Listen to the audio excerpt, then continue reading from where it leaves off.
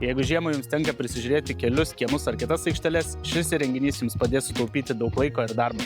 Tai Iron Baltic G2 Pro 500 žvyro ir smėlio barstytuvas skirtas keturračiams ar kitai technikai.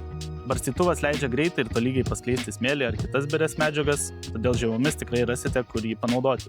Barstytuvas turi sustiprintą plieninę konstrukciją, todėl yra ilgaamžis ir pritaikytas intensyviam naudojimui. Klausite, o kaip jis veikia? Viduje įrengtas maišymo ir smulkinimo velinas, kuris padeda suskaidyti sušokusius birių medžiagų gumulėlius ir užtikrina tolygų barstymą. Svarbu paminėti, kad barstytuvas skirtas tik sausam smėliui ir žvyrui. Darbinis plotis siekia apie 1,2 metro. Barstoma tik ten, kur važiuoja technika, todėl medžiagos naudojamos efektyviai. Į barstytuvą telpa net 270 litrų, todėl vienu važiavimu galite padengti didelį plotą ir nešvaistyti medžiagų.